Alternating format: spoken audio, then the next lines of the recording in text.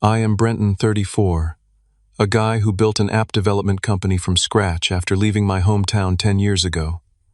When my grandfather died 6 months ago, I lost more than family, I lost my biggest supporter.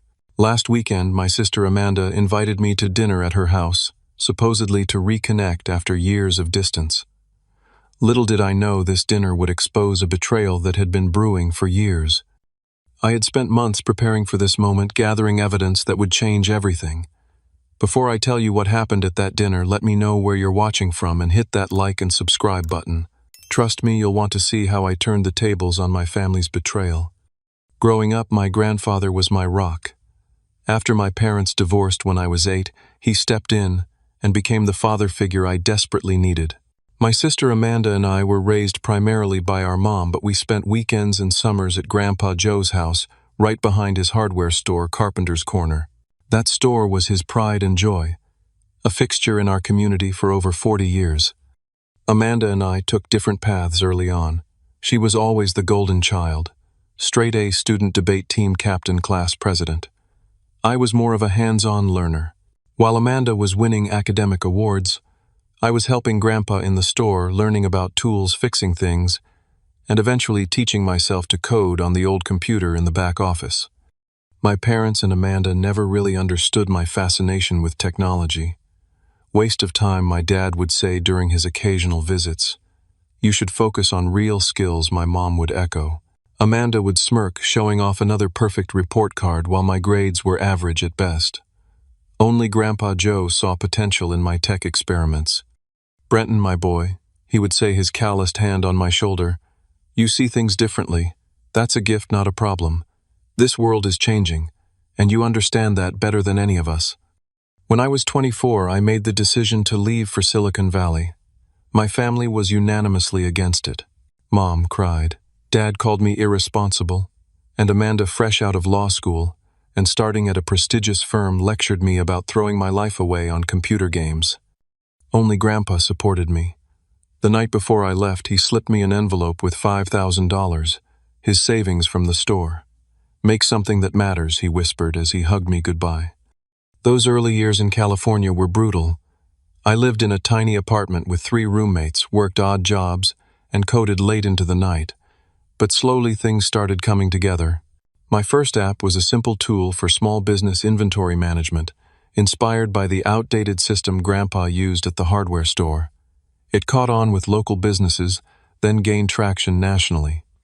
By the time I turned 30, my company Build Bridge Apps had 27 employees and was valued at several $1,000,000. I had finally made it.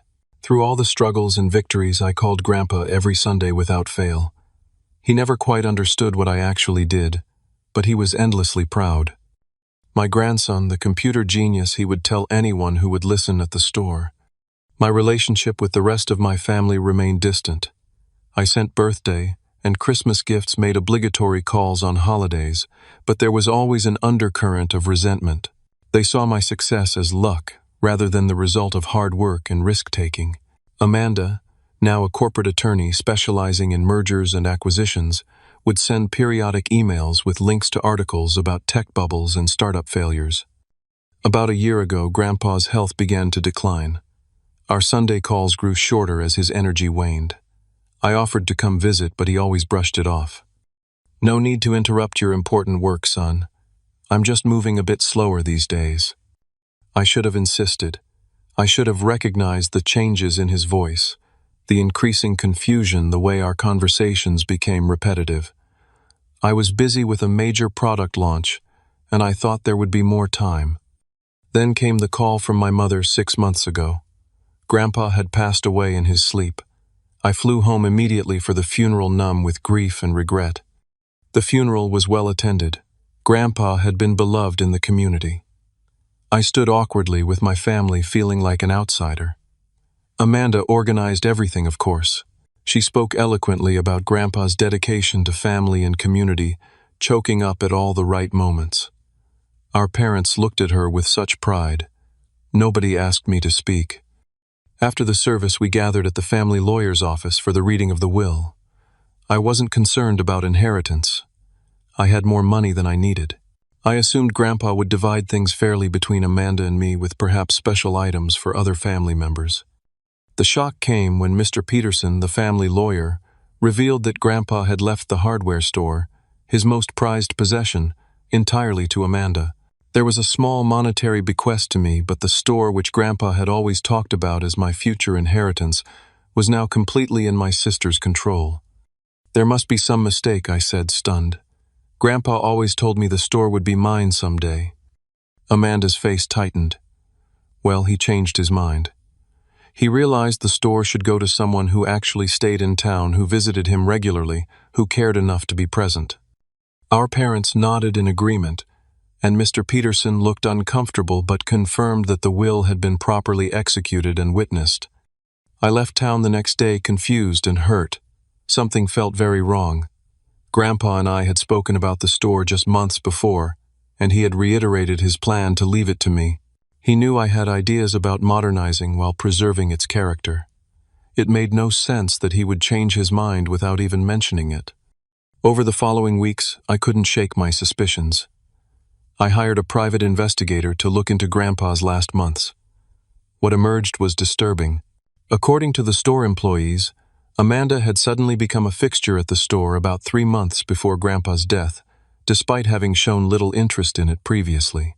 She had taken control of his finances, restricted visitors at his home, and been present during all medical appointments. Most tellingly, the amended will had been signed just 2 weeks before his death, at a time when, according to his medical records, he was on strong medications that could affect his cognitive function. I spent 6 months building a case, gathering evidence, collecting statements from caregivers and store employees. I learned that Amanda had significant financial problems despite her impressive salary, bad investments, a too expensive house, and her husband Richard's failing real estate ventures had left them desperate for cash. Just as I was preparing to contest the will in court, I received a surprising email from Amanda. "It's been too long since we've all been together as a family. Please come to dinner at my house this Saturday. Time to heal old wounds." It was so unexpected that I nearly declined. But then I realized this might be my opportunity to confront them with what I knew. I accepted the invitation and packed my evidence file in my briefcase. Little did I know just how dramatically this family dinner would unfold. Amanda's house was exactly what you'd expect from someone desperate to project success. A sprawling colonial in the most expensive neighborhood in town, with manicured landscaping and a 3-car garage filled with luxury vehicles. As I parked my rental car in the circular driveway, I felt a knot forming in my stomach.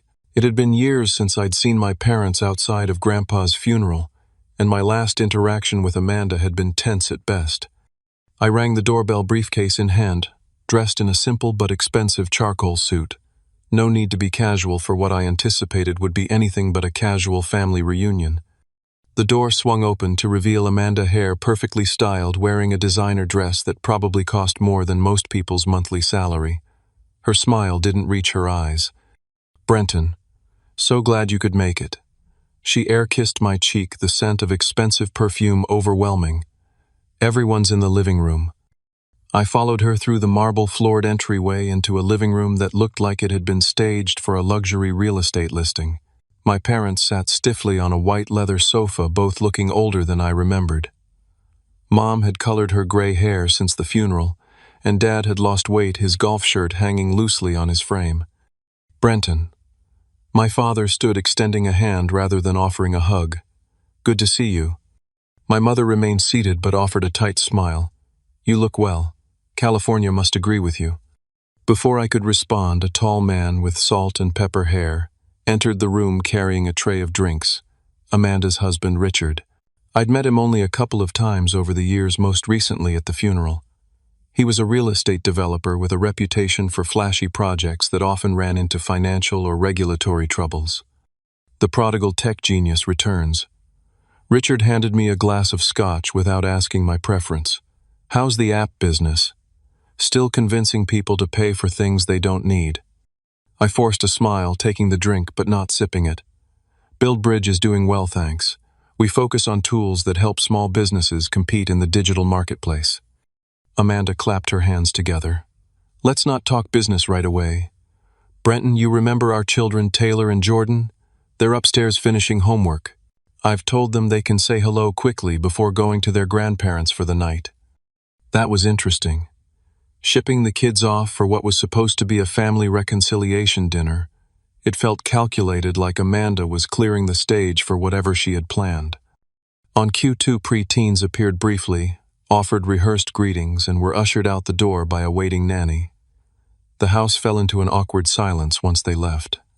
Dinner should be ready shortly, Amanda announced. Our housekeeper prepared everything before leaving. I thought it would be nice to have complete privacy for our family reunion. More stage management. I was beginning to feel like I'd walked into a carefully orchestrated performance. The dining room continued the theme of conspicuous wealth. A massive table that could seat 12 set for just the 5 of us, fine china crystal glasses, and an elaborate floral centerpiece. We took our assigned seats with Amanda at the head of the table naturally. "I've prepared all your favorites," she said, though she had no idea what my favorites might be after so many years. "Let's start with a toast. To family reconciliation." We raised our glasses, and I noticed my parents exchanging glances with Amanda. There was something rehearsed about all of this, a hidden script I wasn't privy to. I decided to play along and see where it led. The first course was served, an overpriced salad with ingredients I couldn't pronounce. The conversation remained superficial. Comments about the weather, bland questions about my life in California, and carefully edited updates about family members I barely remembered. "So Brenton," my mother finally ventured into slightly deeper waters, "do you ever think about moving back home? It would be nice to have both our children nearby again." Before I could answer, Amanda jumped in. "Oh, I'm sure Brenton's far too busy with his important tech work to consider returning to our little town." "Actually," I replied evenly, "I've been thinking about having a stronger presence here, especially with Grandpa gone. Someone needs to look after his legacy." A flicker of something, alarm, crossed Amanda's face, but she quickly recovered. "Speaking of Grandpa," she said, her voice taking on a rehearsed, emotional quality, "I still can't believe he's gone. We were so close those last few months." My father nodded solemnly. "Your sister was amazing with him, Brenton. Visited him daily, managed his medications, took him to every doctor's appointment. We don't know what would have happened without her dedication." I took a sip of water, keeping my expression neutral. "That's interesting. In our weekly calls, Grandpa never mentioned Amanda being so involved." A momentary tension fell over the table. Amanda recovered first. "Well, you were so busy with your work. He probably didn't want to bore you with the details of his care." My mother jumped in. "Amanda even took time off work to be with him toward the end. Such a sacrifice." I nodded, filing away these claims against the evidence I'd gathered. "The store employees mentioned seeing you there quite a bit in those final months. That must have been new for you, given how little interest you'd shown in the store previously." Amanda's smile tightened. Someone had to step in. The store was struggling, and Grandpa couldn't manage it anymore. "Speaking of which..." She paused, dramatically waiting until Richard gave her a subtle nod. "I've decided to sell the hardware store. A developer has made an excellent offer to turn the property into a mixed-use development, retail on the bottom, luxury condos above." And there it was. The real reason for this dinner, the news they wanted to deliver in person to watch my reaction. I set down my fork carefully. "The store is profitable," I said. "It's been the anchor of that neighborhood for decades. Grandpa would never have wanted it sold off for condos." Amanda's expression hardened slightly. "Grandpa left the store to me to do what's best for it. The building is old, the business model outdated. This is a smart business decision." "And who is this developer making the offer?" I asked, though I already knew the answer. Richard cleared his throat. "Actually, it's my company, Prestige Properties. We've been planning a revitalization project for that block for some time. The hardware store is the final piece we need." Of course. The dinner invitation suddenly made perfect sense. They weren't interested in reconciliation. They wanted to manage my reaction to their plans for the store, perhaps worried I might cause legal troubles.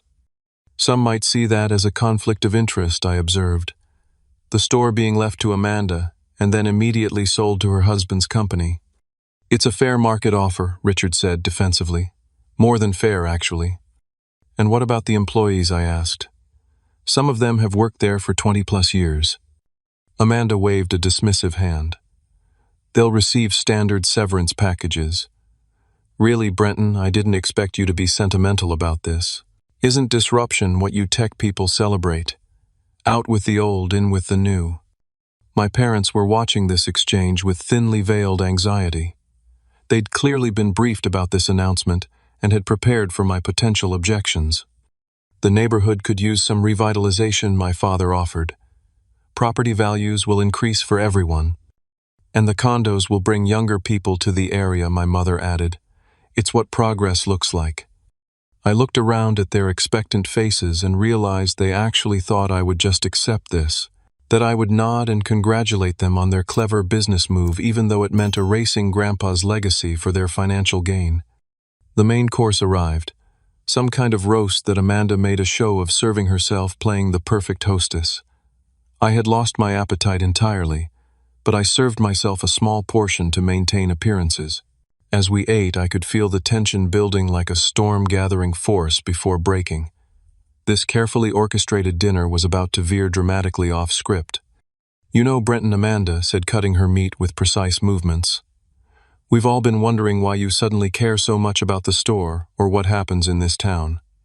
You left 10 years ago without looking back. You missed birthdays, holidays, graduations. And so it began, the attack I'd been expecting since I arrived. I built a company from nothing, I replied calmly. That requires focus and sacrifice. But I never abandoned Grandpa. We spoke every Sunday for 10 years without fail. My mother scoffed lightly. Phone calls. Anyone can make phone calls. Did you know? I asked, looking directly at her, that Grandpa kept a journal where he recorded all our conversations. He wrote down the projects I was working on, the advice he gave me, the milestones we celebrated together. This was clearly news to them.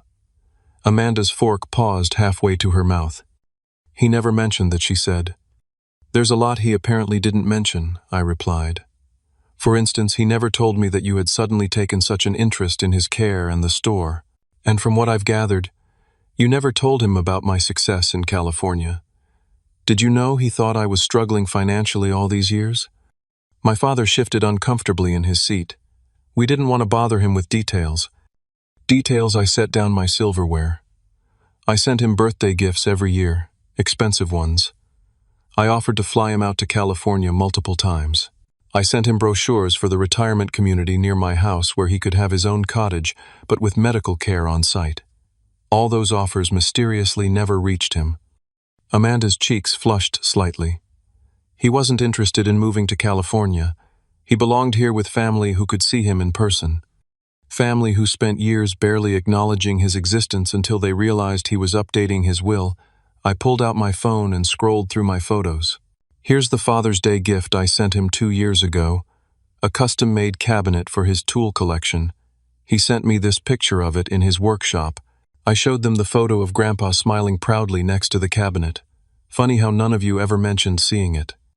Richard cleared his throat. Look, Brenton, families are complicated. Maybe there were communication issues on both sides. But what matters now is moving forward productively. The hardware store represents a significant asset that Amanda has inherited, and she's making a sound business decision that benefits everyone. Everyone except the employees who lose their jobs, the neighborhood that loses a cornerstone business, and Grandpa who explicitly didn't want the store sold. I turned to Richard. By the way, how long has Prestige Properties been planning this development? The timing seems convenient. Richard's confident smile faltered slightly. We've been assembling properties in that area for several years. It's no secret. And when exactly did you approach Grandpa about selling the store to complete your project?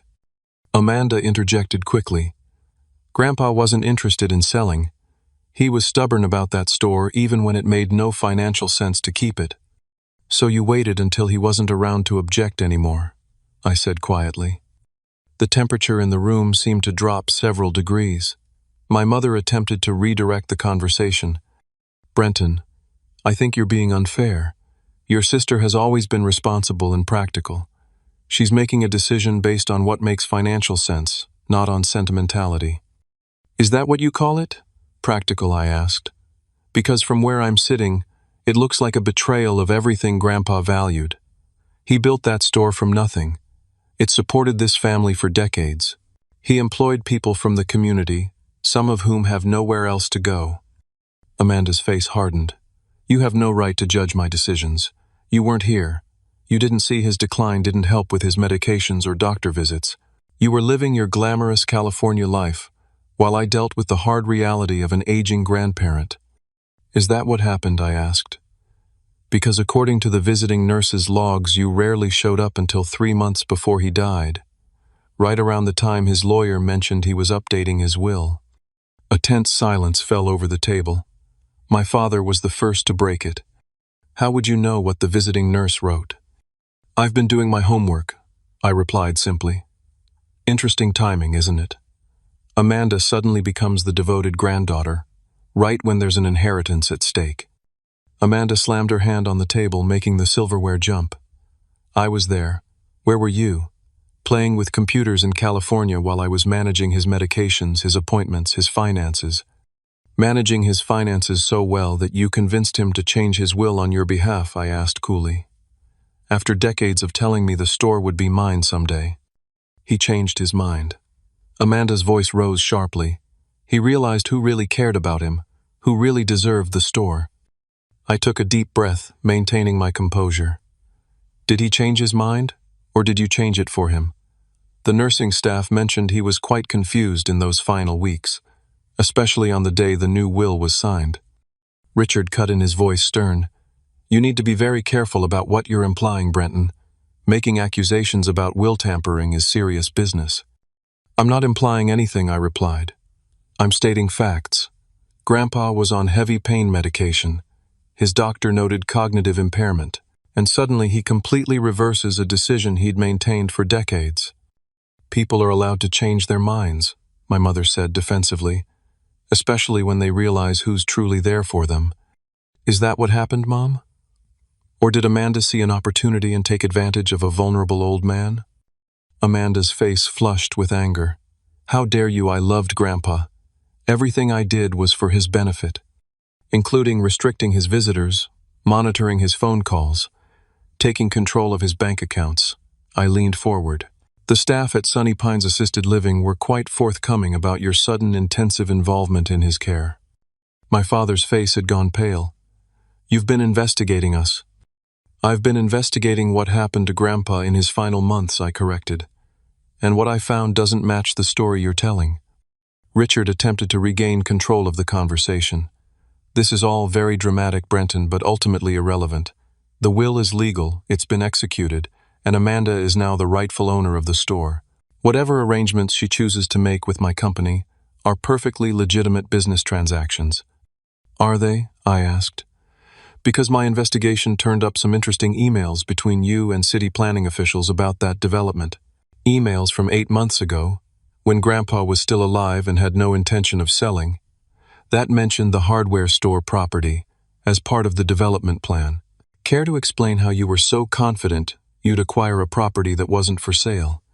Richard's confident demeanor cracked slightly. He exchanged a quick glance with Amanda before responding. Preliminary planning always considers multiple scenarios and property configurations. It's standard practice in development. Is it also standard practice to date the preliminary drawings for construction before you own the property? I pressed. Because the plans I've seen for Prestige Corner, interesting choice to rename the location, by the way, are dated 2 months before Grandpa died. The room fell silent again. Amanda's hand trembled slightly as she reached for her wine glass. My parents looked increasingly uncomfortable, exchanging worried glances. You've been busy, Amanda, finally said, her voice cold. Conducting your little investigation from afar while we've been here dealing with real life. This is exactly why Grandpa changed his mind about you. You think your tech money gives you the right to swoop in and question decisions made by people who were actually present. I think the truth gives me that right, I replied evenly. And I think Grandpa deserved better than to have his wishes manipulated when he was at his most vulnerable. The dessert plates arrived, an elaborate chocolate creation that nobody touched. The facade of a pleasant family dinner had completely collapsed, revealing the ugliness beneath. As we sat in tense silence, I could see the growing realization in their eyes that I knew far more than they had anticipated. This wasn't going according to their script at all, and Amanda's carefully controlled expression was beginning to crack with each passing moment. Amanda pushed her untouched dessert away, her composure visibly crumbling.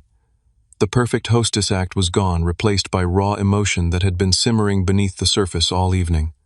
"You always thought you were special, didn't you?" she said, her voice low and dangerous. "Grandpa's favorite. The creative one. The one with potential. Do you have any idea what that was like for me? To work so hard to do everything right and still hear him talk about you constantly?" I stayed silent, letting her continue. This was the real Amanda emerging, the one behind the polished corporate attorney facade. I was valedictorian, full scholarship to an Ivy League school, law review, partnership track at 30. But none of that impressed him like your little computer games. Her voice dripped with resentment. Every time I visited, it was "Brenton called with a new idea," or "Look what Brenton sent me," or "Brenton's company got mentioned in some tech magazine." "I never competed with you, Amanda," I said quietly. "Grandpa was proud of both of us in different ways." Bullshit. The curse word hung in the air, shocking in the formal dining room. He was going to give you everything. The store, the house, his tools, everything that mattered to him. What was I supposed to get? A pat on the head for being a good granddaughter.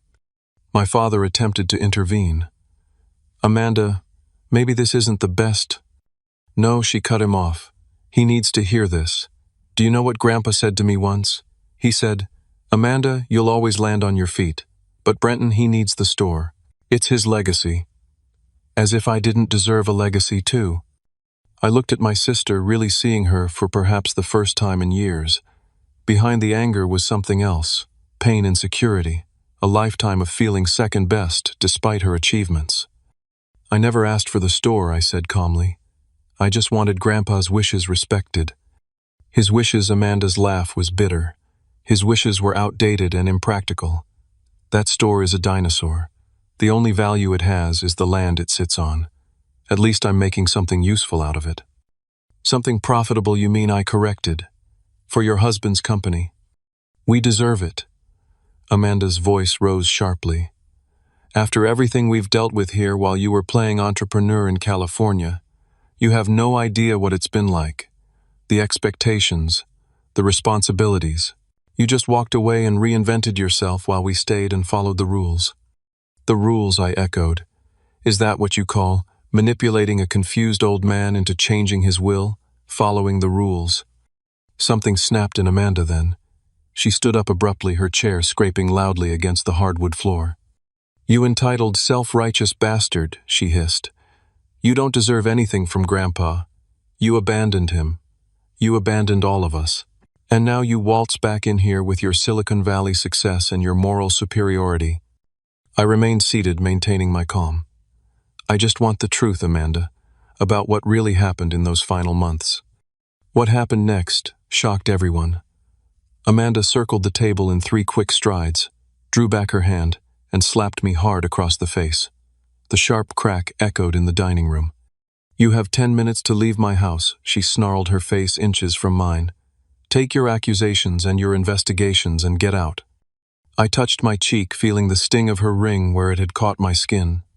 The dining room fell into stunned silence, but only for a moment. Then, to my utter disbelief, my parents began to laugh. My father actually clapped his hands together in apparent approval of Amanda's outburst. "About time someone put him in his place," my father said, nodding with satisfaction. My mother joined in. "Did you really think you could come here and question us? After abandoning your family for a decade?" Richard was smirking now, looking at his watch. 10 minutes seems generous, honestly. I'd have said 5. I sat there, surrounded by my blood relatives, feeling more alone than I ever had in my life. The unified front of hostility was stunning in its intensity. Whatever family bond had once existed was clearly gone, replaced by something ugly and transactional. But as the initial shock faded, a strange calm settled over me. This moment of naked hostility had clarified everything. There was no misunderstanding to resolve, no relationship to salvage, just the truth to be revealed. I slowly reached down for my briefcase beside my chair. Amanda misinterpreted the movement as compliance with her demand to leave. "That's right," she sneered. "Run away like you always do. Back to your perfect California life." I didn't respond immediately. Instead, I placed the briefcase on the table, unlatched it deliberately, and removed a thick file folder. With calm precision, I slammed it down on the dinner table, causing the crystal glasses to rattle. My family's expressions shifted from triumphant disdain to confusion as I looked up at Amanda, a small smile forming on my lips. "Then you all only have 5 minutes," I said quietly. The dining room fell silent as they stared at the thick file folder now sitting among the half-eaten desserts and wine glasses. Amanda was the first to recover her expression, shifting from rage to uncertainty. "What is that supposed to be?" she demanded, though her voice had lost some of its edge. I opened the folder with deliberate slowness. "This is the result of 6 months of investigation into Grandpa's final days and the suspicious circumstances surrounding his revised will." Richard scoffed, but I noticed he'd straightened in his chair, suddenly alert. "Investigation. What are you playing detective now?" "Not playing," I replied calmly. "I hired Thornton and Associates, one of the top investigative firms in the country. They specialize in elder abuse and probate fraud cases." My mother's face paled. "Elder abuse. That's ridiculous. We loved your grandfather." "Love and exploitation aren't mutually exclusive, Mom." I began laying out documents on the table. "Let's start with the will itself." I had handwriting experts analyze Grandpa's signature. Their conclusion: while it appears to be his signature, it shows signs consistent with being guided by another hand, what they call a assisted signature. Amanda crossed her arms defensively. "He was weak. I helped steady his hand. There's nothing illegal about that." "Interesting you knew exactly what I was referring to," I noted. "But let's continue. Here are the medical records from the 2 weeks prior to the will signing." I spread out several pages of hospital records, highlighting key sections. Grandpa was on a significant dose of morphine for pain, along with other medications known to cause confusion and cognitive impairment. His nurses documented increasing confusion, noting specifically that he often confused present-day events with memories from decades ago. My father leaned forward, attempting to gather the papers. "This is private medical information. You have no right." I pulled the documents back. Actually, as his grandson and someone with legitimate concerns about elder exploitation, I do have rights, especially when pursuing a legal case. Richard's attorney instincts kicked in. "Legal case? You're bluffing." "Am I?" I pulled out another document. This is a sworn statement from Marie Jenkins' grandpa's primary nurse. She testifies that on the day the will was signed, Grandpa was particularly confused, believing at times that he was back in his 30s. She also notes that Amanda instructed her not to administer his morning cognitive medication, supposedly to let him rest, but coincidentally timed exactly with the lawyer's visit. Amanda's face had lost all color. That's not what happened." "No. Then how do you explain this?" I produced another document. "This is security camera footage from Sunny Pines, showing you entering and exiting Grandpa's room multiple times on the day the will was signed. The timestamps are interesting. You arrived 2 hours before the lawyer left, shortly after he arrived, then returned again after he departed." Richard placed a restraining hand on Amanda's arm as she started to speak. "Careful," he warned her quietly. I continued relentlessly. "I also have statements from 3 of Grandpa's friends who were suddenly unable to visit him in those final months. According to them, you claimed he was too tired for visitors or sleeping whenever they came by. Strangely, this started immediately after his first mention of updating his will." My mother's hands were trembling. "This is just circumstantial. You can't prove anything. Perhaps this will help then." I produced a small digital recorder. Grandpa was old-fashioned in many ways, but he embraced technology when it was useful. Including this voice recorder, I gave him 3 years ago to record his thoughts and memories for a family history project. I pressed play, and Grandpa's familiar voice filled the dining room. April 3rd. Amanda visited again today. Third time this week, which is unusual. She brought up the store again, saying I should consider planning for its future. When I mentioned my long-standing arrangement to leave it to Brenton, she got quite upset. Said he'd probably sell it immediately since he lives in California now. That's not the Brenton I know. He loves that store almost as much as I do. He's got all these ideas for updating the inventory system and adding an online store. Smart boy, my Brenton. I stopped the recording and looked at their shocked faces.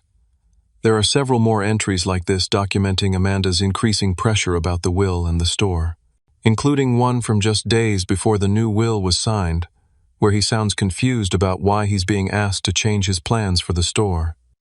Richard had gone completely still, his legal mind clearly calculating the implications. Amanda looked on the verge of tears, not from remorse, I suspected, but from seeing her carefully constructed plan disintegrating. But wait, there's more. I continued, pulling out another document. This is particularly interesting. Financial records showing that Prestige Properties, Richard's company, is carrying significant debt with several projects underwater. In fact, according to these loan documents, there's a balloon payment coming due next month that you don't have the liquidity to cover. Without a cash infusion from, say, selling a valuable commercial property, Prestige would likely face bankruptcy. Richard's face contorted with anger. Those are confidential business records.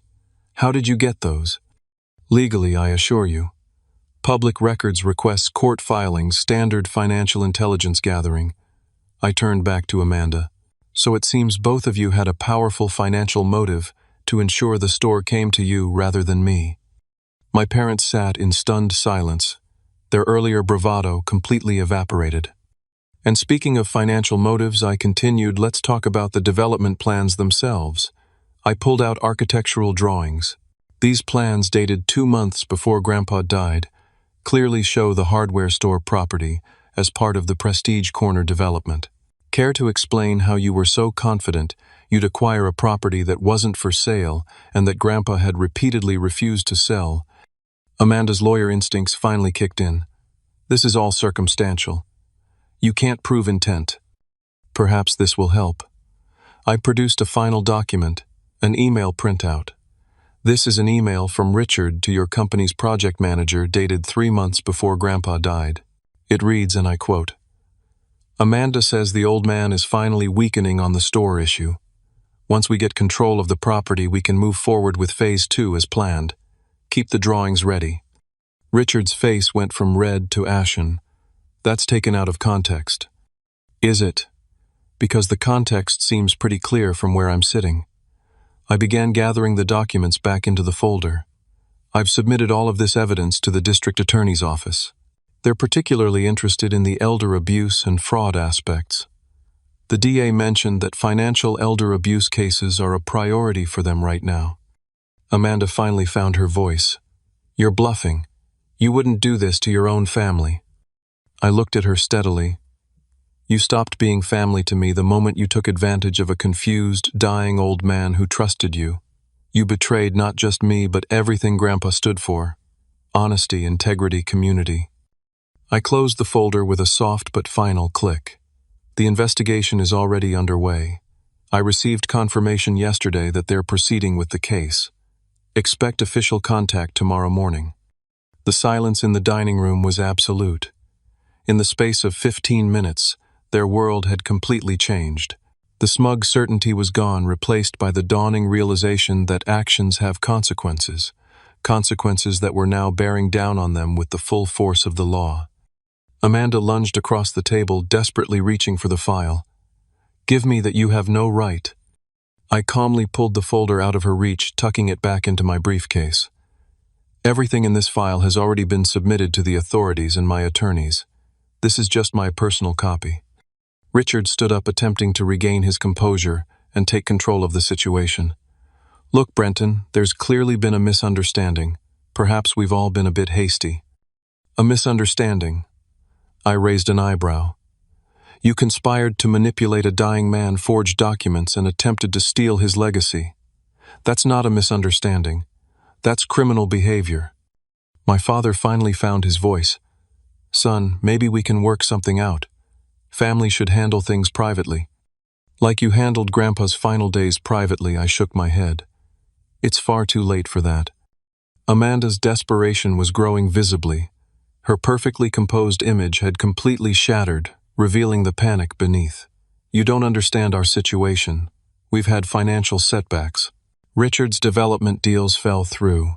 We needed this. So you decided to steal from Grandpa, to betray his trust. I kept my voice calm despite my anger. There were 1,000 other options. You could have asked for help. You could have been honest. Richard placed a restraining hand on Amanda's shoulder. Let's all calm down and approach this rationally. I'm sure we can come to an arrangement that satisfies everyone. His voice had taken on the smooth negotiating tone he probably used in business deals.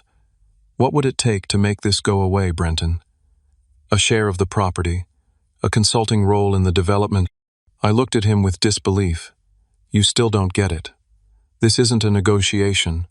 The DA has the evidence. The probate court has been petitioned. This isn't something you can buy your way out of. Richard's face hardened. Everyone has a price. Not everyone, I replied. And certainly not me. I don't need your money. What I want is justice for Grandpa. My mother began to cry soft, manipulative sobs that had worked on me many times in childhood. Think about what this will do to the family, Brenton. The scandal, the shame. Your sister could lose her law license. Is that what you want? What I wanted was for my grandfather's wishes to be respected, I said firmly. What I wanted was to honor his legacy. You all made that impossible. Amanda's strategy shifted abruptly from aggression to bargaining. We could split everything, 50-50. You can have half the proceeds from the sale, or even keep the store if that's what you want. We can tear up the development plans. Again, not my decision anymore, I explained patiently. The legal process has begun, but even if it hadn't, do you really think I'd trust any agreement with you at this point? The reality of their situation was finally sinking in. Richard had moved away from Amanda, physically distancing himself as though her problems might be contagious. My father was staring blankly at the wall, and my mother continued her ineffective crying. When Amanda asked quietly, "When will they come?" "The DA's office said they'd be in contact tomorrow morning," I replied. "I imagine they'll want to interview each of you separately." Richard immediately pulled out his phone. "I need to call my attorney." "That would be wise," I agreed. Amanda's face suddenly contorted with rage again. "You've ruined everything. Do you have any idea what this will do to us, to our reputation in this town? Perhaps you should have considered that before you decided to take advantage of a vulnerable old man," I suggested. "You sanctimonious bastard," she hissed. "You think you're so perfect. You left. You abandoned this family for 10 years, and now you swoop in to play the avenging grandson. Where were you when Grandpa needed daily care, when he couldn't remember to take his medications?"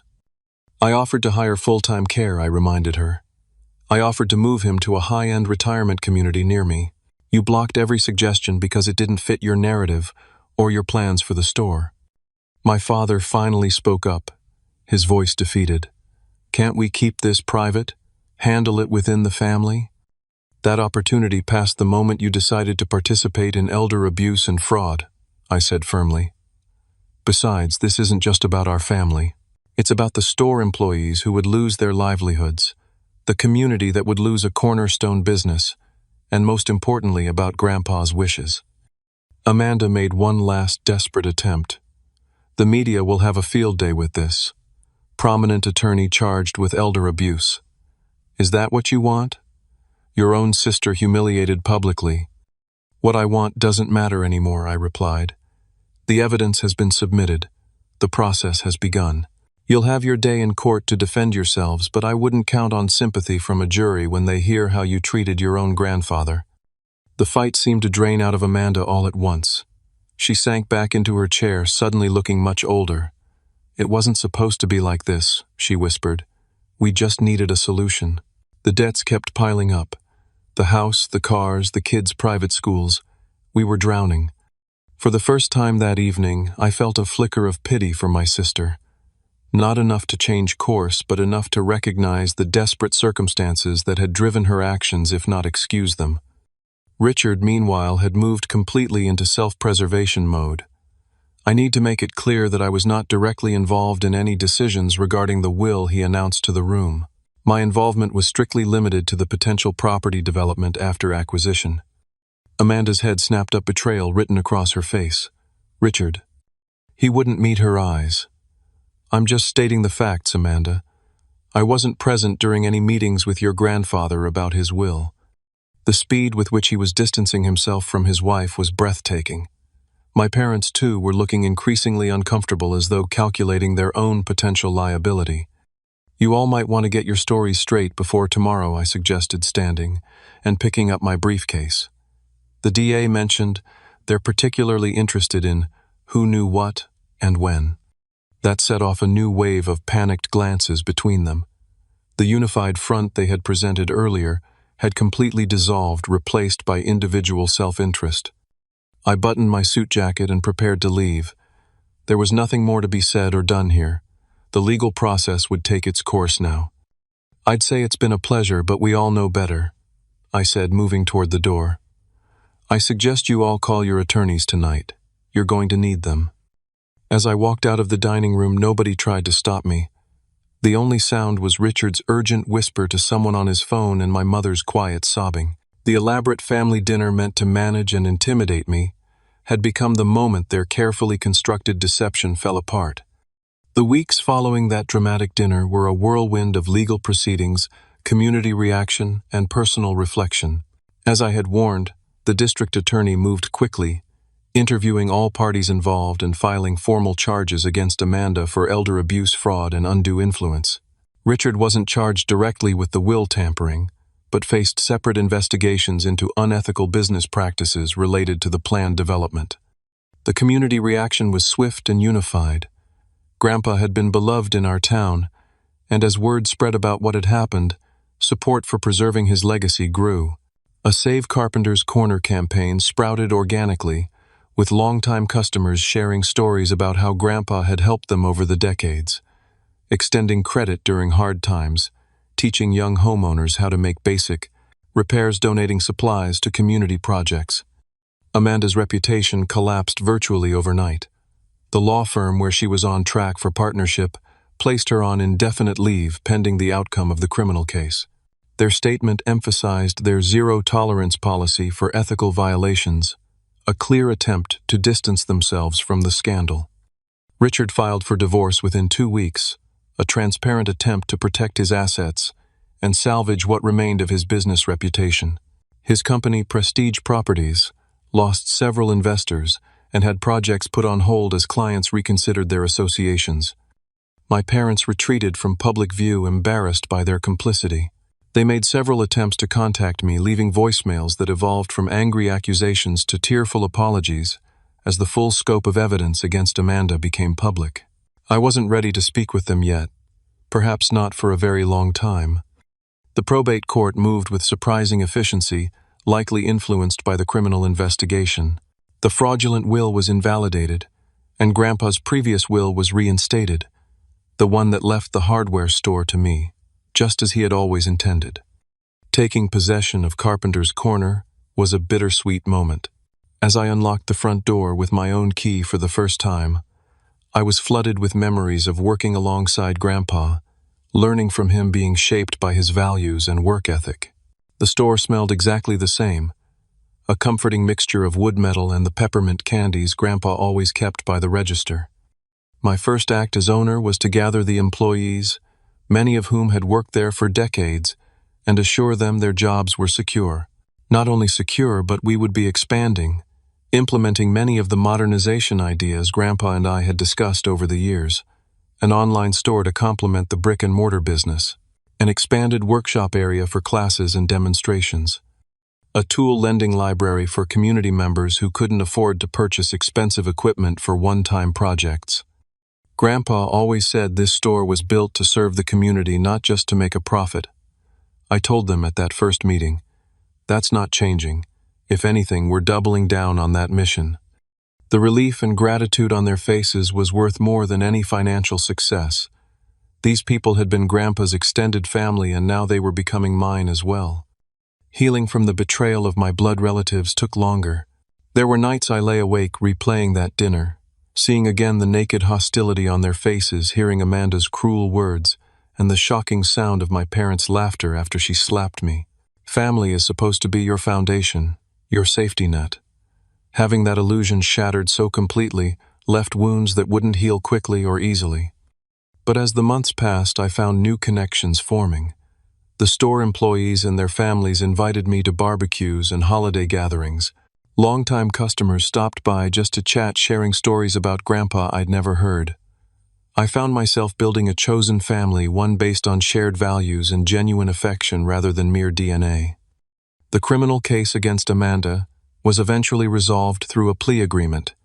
She avoided jail time, but received probation community service and was disbarred. The last I heard, she had moved out of state, attempting to rebuild her life away from the scandal. Richard's company declared bankruptcy, and he too left town reputation in tatters. My parents made repeated attempts at reconciliation, but I maintained my distance. Perhaps someday I would be ready to hear their explanations, their apologies. But not yet. Some betrayals cut too deep for quick forgiveness. As for me, I found an unexpected peace in splitting my time between California and my hometown. I maintained my tech company but shifted to a more balanced approach to work and life. The hardware store thrived under the blend of traditional service and modern business practices. Grandpa would have loved seeing his old customers alongside young homeowners taking DIY classes or using the new design software to plan their projects. The greatest lesson from this painful chapter wasn't about business success or even justice being served. It was about the true meaning of family and legacy. Grandpa understood something my parents and sister never grasped, that a legacy isn't just about property or money. It's about values, about how you treat people, about the impact you have on your community. In the end, standing up for what's right, even against your own blood relatives, can be the hardest and most necessary thing you'll ever do. True family is defined by love, respect, and shared values, not merely by genetics. Sometimes you have to lose what you thought was family to find your real one. I often think about that dinner, that moment when Amanda slapped me and delivered her ultimatum, expecting me to crumble.